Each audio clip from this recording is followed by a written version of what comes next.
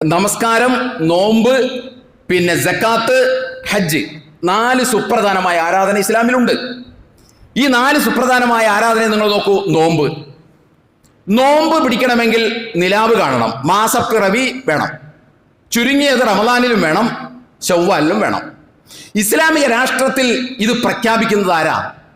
ഏതെങ്കിലും മൊയ്ലിയാരാണോ? ഏതെങ്കിലും മൗലവിയാണോ? സംഘടനക്കാരാണോ? അല്ല, മറിച്ച് ഗവൺമെന്റിന്റെ ഉത്തരവാദിത്തപ്പെട്ട ആളായിരിക്കും. ചിലപ്പോൾ ഹൈക്കോടതി ചീഫ് ജസ്റ്റിസ് ആയിരിക്കും, അല്ലെങ്കിൽ സുപ്രീം കോടതി ചീഫ് ജസ്റ്റിസ് ആയിരിക്കും അത് പ്രഖ്യാപിക്കുക. ഇന്നും ഇസ്ലാമിക രാഷ്ട്രങ്ങളിൽ അതാണ് നടക്കുന്നത്. ഭരണകൂടം ഏൽപ്പിച്ചിട്ടുള്ള ഒഫീഷ്യൽ ആയിരിക്കും അത് പ്രഖ്യാപിക്കുക. ഇവിടെ ആരെങ്കിലും ഇത് ഇസ്ലാമിക രാഷ്ട്രമല്ല, അതുകൊണ്ട് ഇനി നമുക്ക് അങ്ങനെ പ്രഖ്യാപിക്കാനുള്ള അവകാശം ഇല്ല, അത് ഇസ്ലാമിക രാഷ്ട്രം ചെയ്യേണ്ടതാണ്. നമ്മുടെ ഇന്ത്യ ഇസ്ലാമിക രാഷ്ട്രം അല്ലാത്തത് കൊണ്ട് ഓരോരുത്തരും നിലാവ് കണ്ട് നോമ്പ് പിടിച്ചോ എന്ന് ഇവിടെ ആരെങ്കിലും പറയൂ? നിങ്ങളിൽ ആ മാസത്തിന് സാക്ഷിയായ ആളെ നോമ്പ് പിടിക്കാൻ അല്ല പറയുന്നത്. ആ നിലക്ക് വേണമെങ്കിൽ ഇവർക്ക് വ്യാഖ്യാനിക്കാം, ഒറ്റക്കൊറ്റക്ക് നോമ്പ് പിടിച്ചാൽ മതി, നിങ്ങളിൽ സാക്ഷിയായ ഒരു നോമ്പ് പിടിച്ചാൽ മതി എന്നാണല്ലോ പറഞ്ഞത് എന്ന് വേണമെങ്കിൽ പറഞ്ഞൂടെ? ഇവിടെ പറഞ്ഞോ? ഇല്ല. പകരം എന്തായി? ഇവർ കാളിയെ നിശ്ചയിച്ചു,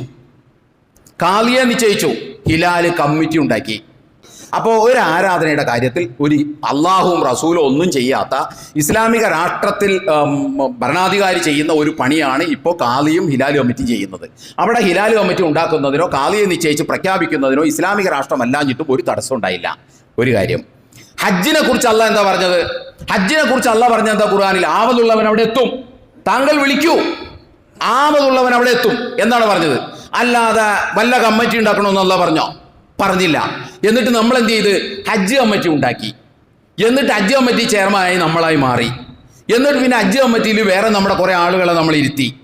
ഇസ്ലാമിക രാഷ്ട്രമല്ല ഇന്ത്യ എന്നുള്ളത് അതിന് വല്ല തടസ്സം ഉണ്ടായോ? തടസ്സം ഉണ്ടായില്ല. അപ്പൊ ഹജ്ജിന് ഹജ്ജ് കമ്മിറ്റിയായി, അപ്പൊ നോമ്പിന് ഹിലാല് കമ്മിറ്റിയായി, ഹജ്ജിന് ഹജ്ജ് കമ്മിറ്റിയായി. ഇനി നിങ്ങളൊന്ന് ആലോചിച്ച് നോക്കൂ, ഇസ്ലാമിലെ വളരെ സുപ്രധാനമായ ഒന്നാമത്തെ ആരാധനയാണ് നമസ്കാരം. നമസ്കാരം എങ്ങനെ നമ്മൾ ചെയ്യുക?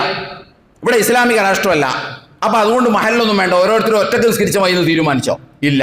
നമ്മൾ എന്ത് ചെയ്ത്? മഹല്ലുണ്ടാക്കി, മഹല്ല് കമ്മിറ്റി ഉണ്ടാക്കി, പള്ളി കമ്മിറ്റി ഉണ്ടാക്കി, മദ്രസ കമ്മിറ്റി ഉണ്ടാക്കി, 100 കമ്മിറ്റി ഉണ്ടാക്കി നമ്മളൊരു മഹല്ലിന് കീഴിൽ. എന്നിട്ട് പുനർനിർമ്മാണ കമ്മിറ്റി ഉണ്ടാക്കി. അങ്ങനെ പല കമ്മിറ്റികളും നമ്മൾ ഉണ്ടാക്കി. വല്ല തടസ്സവും നമുക്കുണ്ടായോ? ഒരു തടസ്സം ഉണ്ടായില്ല. അപ്പൊ അവിടെയും കമ്മിറ്റിയായി. നിങ്ങളൊന്ന് ആലോചിച്ച് നോക്കിയേ, നമസ്കാരത്തിന് കമ്മിറ്റിയായി, നോമ്പിന് കമ്മിറ്റിയായി, ഹജ്ജിന് കമ്മിറ്റിയായി. സക്കാത്തിന്റെ കാര്യം പറയുമ്പോൾ മാത്രം കമ്മിറ്റി പറ്റൂല.